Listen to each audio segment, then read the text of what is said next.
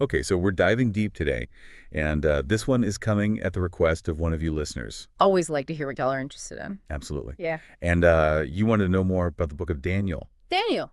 Yeah, Yeah. yeah. So we're going to unpack that for you. What are some of the key things to know about this book? It's a pretty unique book, even within the Bible, right? It's a real interesting one. It's a it, it's kind of its own genre in some ways. You get some historical narratives, Hmm. but then you also have apocalyptic literature. Apocalyptic literature. What does that even mean? Yeah. It's well, it's a genre that uses a lot of symbolism, Okay. often to talk about big, cosmic battles, future events, end of the world type stuff. Ah, so it's pretty intense. Yeah, yeah, definitely. A lot of really vivid imagery. Hmm. And it was often written to encourage people who were going through difficult times. So like offering a message of hope and resilience. Exactly. It's about the ultimate victory of good over evil, no matter how bad things might seem in the moment. And this is all happening during the Babylonian exile, right? Yeah. I mean, talk about a difficult time. Oh, absolutely. I mean, the Jewish people had been forcibly removed from their homeland, Right. living in a foreign empire. Talk about culture shock. Definitely. And that's the setting for the book of Daniel. You have Daniel and his friends Yeah. trying to navigate this new world and remain faithful to their beliefs. Which is not easy, right? I mean, you think about that famous story with the golden statue. Oh, yeah. Nebuchadnezzar's like, bow down to this thing or else, and Daniel's friends are like, ah, no thanks. They were pretty brave, huh? Brave or crazy. But I did talk about standing up for what you believe in. No kidding. And God protects them, of course. They survive the fiery furnace, which is pretty amazing. Yeah, that's a pretty powerful image, isn't it? Yeah. But this book isn't just about miracles and divine protection. Right. There's also that whole element of like interpreting dreams. Ah, yes. Daniel, the dream interpreter. King Nebuchadnezzar has that crazy dream about a statue made of different metals. What was that all about? Well, a lot of people see it as a prophecy about the rise and fall of empires. So like predicting the future.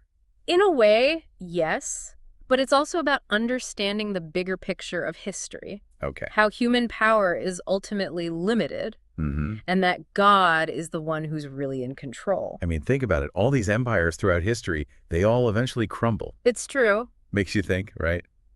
But okay, let's talk about the Lion's Den. I mean, come on. Yeah, you can't forget that one. What's your take on that story? I mean, yeah, it's another example of God's protection, Yeah? but it's also about unwavering faith, right?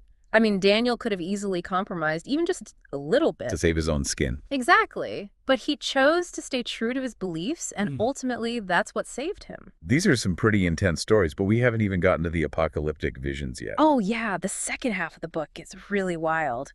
What's the deal with all those bizarre creatures and cosmic battles? It's like something out of a sci-fi movie. Well, it's all symbolic. Okay. These visions are giving us a glimpse into the future, Mm-hmm. showing us the struggles between good and evil, the rise and fall of kingdoms. And ultimately the triumph of God's kingdom. Exactly. I mean, I have to admit, these visions can be a bit terrifying, but they're also kind of beautiful in a way. Yeah, there's a certain awe-inspiring quality to them, isn't there? Totally. But how are we supposed to interpret them? Huh. Are they meant to be taken literally? That's the thing with apocalyptic literature. It invites multiple interpretations. Okay. But I think the main takeaway is that no matter how chaotic things might seem, Mm-hmm. there's always hope. God is in control. Right. And ultimately, good will triumph over evil. So even in the midst of all this craziness, we're supposed to hold on to hope. Exactly. That's a pretty powerful message. It is. And I Yep. think it's one that still resonates today. So wrapping it all up, the book of Daniel is more than just a collection of stories. It's a call to be faithful, to be resilient, and to never give up hope.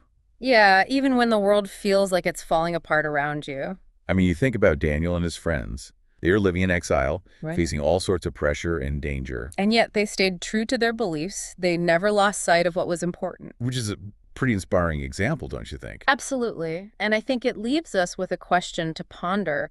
How can we apply these lessons to our own lives? How can we find that same kind of strength and resilience in the face of our own challenges? Something to think about for sure. It is, because I think that's the real power of the book of Daniel. It's not just ancient history. It's a message that can still speak to us today. Yeah. So thank you for listening, and we'll see you next time for another deep dive. See you then. Bye. Bye.